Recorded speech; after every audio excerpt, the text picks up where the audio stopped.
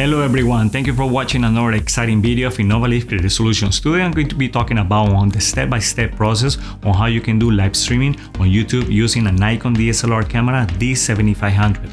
Also, I'm going to be talking about the different software and the different gear and equipment you might need.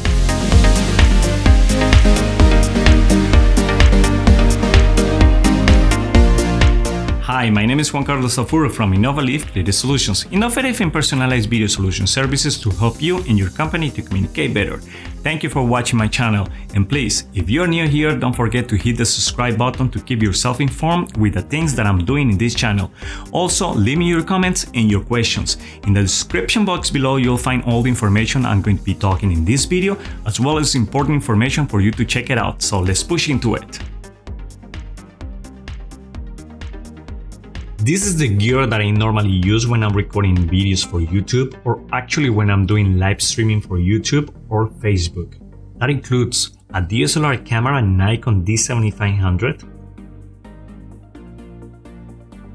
a wireless Go or boom mic, Rode Wireless Go or Rode Video Pro, an on-camera light, an HDMI interface unit, Cam Link 4K from Elgato, a computer with a USB connection, a video switcher Stream Deck from Elgato, and a good internet connection. In the description box below, you'll find all the different links, including the step-by-step on how I can use a Nikon D7500 for live streaming, as well as how I can connect a Rode Wireless Go into that camera to do the live streaming online. So check it out. Now, before you start doing any live streaming, I recommend to you that you check your internet connection and your speed is going to be good.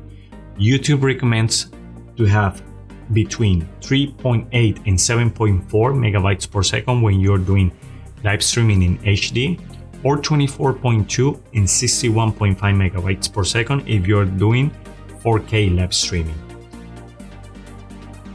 Also, for the live stream software, Webcam for Mac users, I recommend the OBS Studio, Streamlabs OBS, XSplit, and vMix. I want you to check each one of these for the different features and tools that they might have to fit your needs. Alright guys, so we are here right now and I'm going to explain the step-by-step on how you can do live streaming on YouTube. Tip number 1, before you start doing live stream, you should verify if your YouTube channel is enabled to do live streaming. In order to do that, you're going to visit youtube.com/verify. If your channel has been verified before, this is what's going to show up on the screen. It's going to tell you your YouTube account has already been verified, and then you should click continue. If it is not verified yet, you're going to have some options here for you to check and verify and follow through before you can do it. Once you have done that, you're going to click continue, and it's gonna take you to a screen like this one. In this screen, you have different options, and you should see like the word enable and the green bar at the bottom. Once you are in the main page of your YouTube channel, you're gonna come here where the little camera with the plus sign is. You're gonna click there, and you're gonna click the second option, which is go live, and then it's gonna take you to this screen. You have two options: the webcam, which is a standard way to do it, or the stream one, which is going to give you more options for you to use a different camera, a DSLR camera, or using a software, a third-party software like OBS Studio and the ones that I just explained before. So right here, let me just explain how the webcam option works. These are the things that you should know. Before you start doing your live stream, make sure you have a strong title. This is like everything else. You need to make sure you have a really good title that is going to be clickable, and also a good thumbnail. Right now, I'm going just to create a basic title. You don't have to do this. This is a very weak title. This is just for test purposes today. I'm going to make it private for now, because of course I'm just explaining how to do it. I don't want to go public. And on the schedule for later, you have the option if you want to schedule this live stream or the live stream that you're going to be doing. You want to schedule it for later. I recommend to you that before you start doing live streaming, you should put the word out there that you're going to be online at the day that you're specifying here, so people can mark it in the calendars and they can be ready for you. Also, before you start doing any content for your YouTube, make sure it's not made for kids. If it is made for kids, make sure you click the first option. Otherwise, it's gonna get you in trouble. The same thing with the age restriction. If it is for 18 years old, viewers under or lower. If you have more options right here, then from this part, you can select the type of camera you're using. In this case, I have the camera that I have connected to my Cam Link 4K from Elgato to my computer in the back part, and I can select from here either that camera or a camera from my computer. Of course, I prefer my DSLR camera and the mic that comes from my Cam Link 4K, which is my camera as well. Now I'm good to go, and I'm gonna click here. I'm gonna pose to take a nice thumbnail.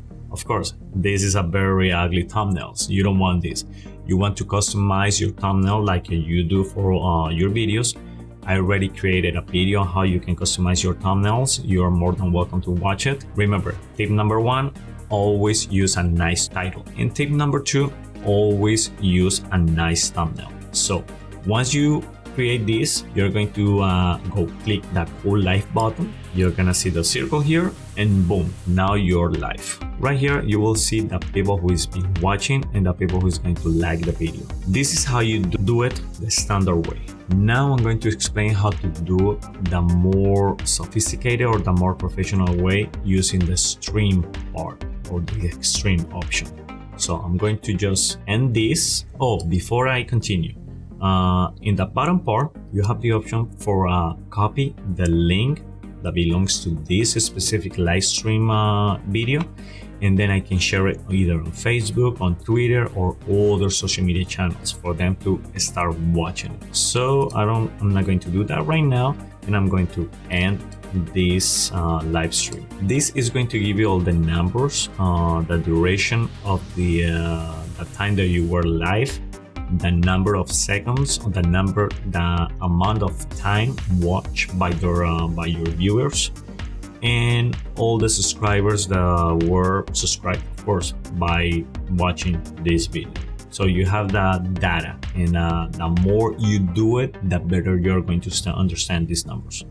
So if I want to edit this right here in this standard YouTube editor, is very simple, very standard. What I do is I record a local copy that I can just edit later, and then that way I can just have a more professional looking video at the end. But if I'm happy with the final product and I don't have to edit it, sometimes it's good to be authentic and just go with whatever it was that moment. So I'm not going to do anything with this right now, and I'm going to just go to my main page again. All right, so that was the first part. That's how you do live streaming using the webcam option. Now I'm going to explain how to do the second option, which is the stream option, using more the software that I explained before, like OBS Studio, like Ecamm if you are a Mac user, or the other options. So I'm just gonna go to the same thing, kind of the same process. I click right here in the little camera with a plus sign and go to option number 2, go live. Now once I'm here, I'm going just to click the stream part, and you see how my interface changes, right? So right here, the same thing. You need to have a strong title in order for you to have the interest of the people to click in it. So right now I'm just gonna put test, or let's put something like how to do live stream actually using camera. This can be my title. I'm not sure if this is going to be my final title on this, but I make sure it's strong enough and has good keywords. I make it, of course, private. I don't want nobody to see this one at this moment. And I'm going to add a description, basic description. It can be anything like, hey, I'm going to be talking about how to do live streaming on YouTube, and these are the techniques that I'm using, so so on and so on. So I'm not going to write anything right now. In the same thing, you can schedule it for later. you can upload your custom thumbnail, and you made, of course, if the content is made for kids, you select the first option. If not, select the second one. The same age restriction is pretty much like the same options that you normally have to fill up when you are uploading a video on YouTube. And then I'm going to create my stream. Now, if you see here the options, you have the little screen right here. It's not fetching any data yet. For obviously reasons, I'm not going to show this. Keep it secret to yourself. You don't want nobody to watch these numbers right here or this information for them to use it under your name or your account. So be careful with that. Copy this and I open my OBS Studio. So I come here to settings and I go to stream and I copy in this part my stream key. Make sure you're selecting the right channel. I click OK. It's gonna start fetching the information right here. Once you see the image in this position, I'm just gonna click transition in order for me to watch it on the other. This is going to be my preview, of course, and this is what I'm going to be seeing on the program or the platform.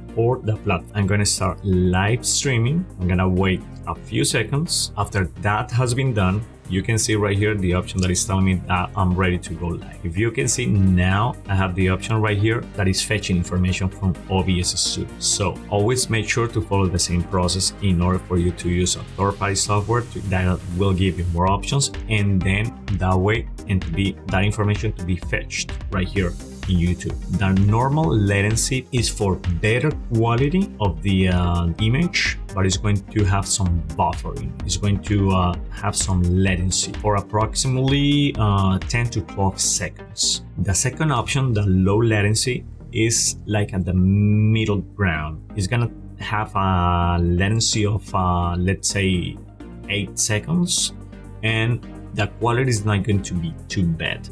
And the ultra low latency, the delay is going to be about like 4 seconds, but the quality is not the best. So I recommend you to play with this, and also this depends a lot in the internet connection that you have. So normally I use the normal latency, and since it's going to be buffering and people will watch it later too, so I prefer for them to have better quality video.